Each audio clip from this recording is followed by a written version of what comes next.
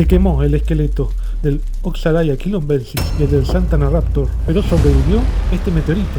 Esto sucedió en el 2018. Este museo reabrió parcialmente sus puertas en 2025. Aún tiene mucho por hacer. Tienen que recuperar colecciones, volver a colectarlas básicamente, y volver a formar un patrimonio que lo caracterizó durante los 200 años de su existencia, que representa el museo más antiguo de Brasil. El día 2 de septiembre del 2018, la República de Brasil se despertó con la noticia del incendio del Museo de Historia Natural de Río de Janeiro, un enorme museo de 3 pisos que albergaba una colección de millones y millones de piezas, tanto de antropología como de paleontología, entre otras. Lamentablemente, gran parte de estas piezas se perdieron definitivamente. Algunas colecciones pudieron ser al menos parcialmente salvadas, como colecciones de partes de zoología, ya que alcanzaron a sacarlas los propios investigadores. Este museo se incendió por la noche, alrededor de las 7:30 de la tarde, a partir de una causa desconocida. Pero se sabe que este museo se venía ya deteriorando debido a recortes presupuestarios, en realidad a que no podían llegar a la cantidad de 520.000 reales anuales que necesitaban desde 2014 para poder mantener a todo el museo y sus colecciones, por lo que habían paredes en mal estado, descascaradas, o sea, parte del revoque, la pintura, cableado eléctrico expuesto a la vista pública, lo cual también pudo haber tenido implicaciones en el desenlace fatal para el museo. El vicerrector, Luis Fernando Díaz Duarte, había informado sobre el descuido sufrido por el museo a lo largo de sucesivos gobiernos. Por suerte, ninguna persona sufrió la pérdida de su vida, ya que además el incendio se produjo posteriormente a que se cerrara el museo, o sea, que terminara la jornada del día. El incendio se desarrolló en los 3 pisos y a pesar de llegar casi inmediatamente al sitio por parte de los bomberos, ya para las 21 de la noche, el incendio se encontraba completamente fuera de control.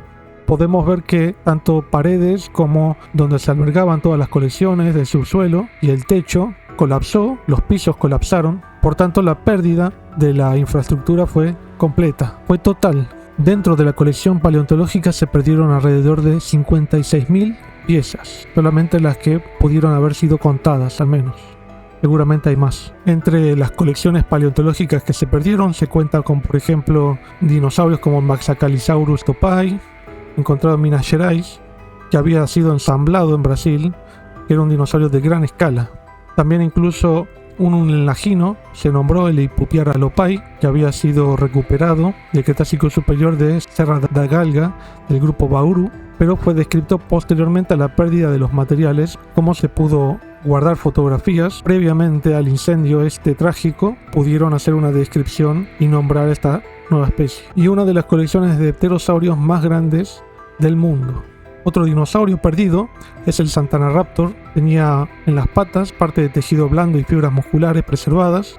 Incluso este dinosaurio, que muchos de ustedes los conocerán, los restos del Oxalaya quilombensis, se perdieron en este incendio también. Por lo tanto, no van a poder ser estudiados fuera de las fotografías que se tomaron en su momento en las colecciones y por parte de otros investigadores. Toda la megafauna, esqueletos completos de mamíferos extinguidos como dientes de sable o perezoso gigante, Smilodon o Megaterio, o incluso humanos, fósiles. Lucia, el cráneo del fósil humano más antiguo de Brasil, de entre 11.500 a 12.000 años de antigüedad. Como digo, más de 20 millones de objetos en total.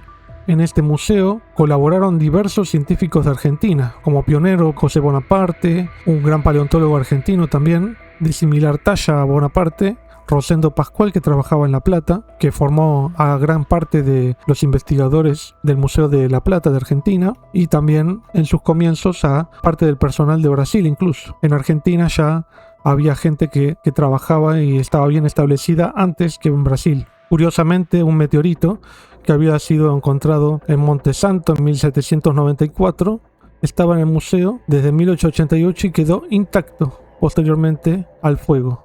No era nada para este meteorito el fuego, las llamas poderosas de este fuego.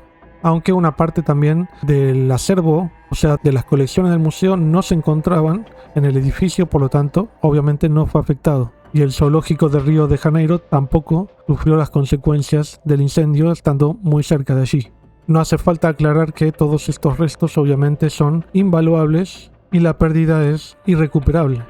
Había cumplido este museo poco antes de este incendio 200 años de historia tirados a la basura. En la actualidad el museo se encuentra en proceso de reconstrucción, pero obviamente va a tener que venir nuevos materiales que van a seguir siendo recuperados del campo para su protección en el museo, lo cual obviamente va a llevar años para poder volver a darle el valor que una vez tuvo este museo. Esperemos que esta vez el museo pueda contar con los recursos necesarios para funcionar y no sufrir nuevamente la pérdida de gran parte del patrimonio del país, ¿no? De parte del país. Porque vos me dirás, bueno, pero puede pasar y no es algo fundamental para un país. ¿Cómo no va a ser necesario? Son parte de los recursos naturales, es parte de la identidad del país, es parte de la soberanía del país. La identidad del país, ¿qué es? Toda su riqueza, ¿no? Riqueza natural, riqueza artificial, personal, la gente que lo compone, a las instituciones, es riqueza. Es la identidad del país.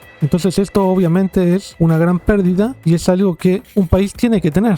Es parte no solamente patrimonio cultural, sino también científico. Acá hay científicos, no son vagos. Son gente que trabaja y se dedica su vida a esto. Y está por completo perdido. Este sitio invaluable, muchos científicos e investigadores, personal del Museo de Río de Janeiro incendiado, fueron a reclamar por la falta de inversiones del Estado, del gobierno, ¿no? Ahora, poner en estos carteles que esto es culpa del capitalismo es claramente un error, ¿no? No quiero hablar de política en este canal, sin embargo sí vamos a hablar de el recursos culturales, recursos científicos que son los fósiles, que es lo que atañe a este canal. Como dije en este video, los fósiles son parte del recurso cultural de un país, recurso científico y que permite valorar la soberanía del país. Entonces, justamente dentro de la perspectiva capitalista se incluye todo lo que sea la valoración de un país, porque si vos podés valorar el país por sus recursos, su soberanía, entonces le estás dando un valor, no solamente un valor en parte que no se puede medir exactamente en un número preciso, pero sí que se puede comparar con el valor de otros países, por ejemplo.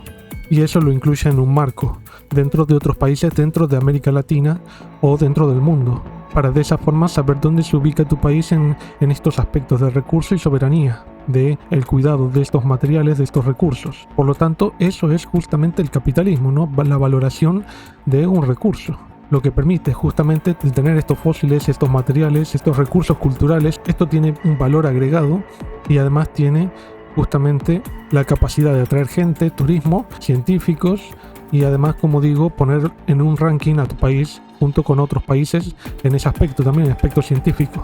Los países que tienen menos recursos culturales, menos soberanía, menos poder sobre sus recursos, menos capacidad de manipular y de jerarquizar sus recursos culturales, su patrimonio, son los países que están peor rankeados en los rankings internacionales de su valor, el valor del país. Entonces justamente eso es capitalismo y es lo que no están haciendo los gobiernos al no financiar los museos. Justamente, si vos financias el museo, estás justamente valorando, dando un valor soberano y un valor dentro del capitalismo a tu museo. O sea, esto no tiene nada que ver con lo que manifestaron esta gente, que no les dieron la plata solo por el capitalismo. Esto no tiene sentido en ese aspecto. Espero que haya quedado claro.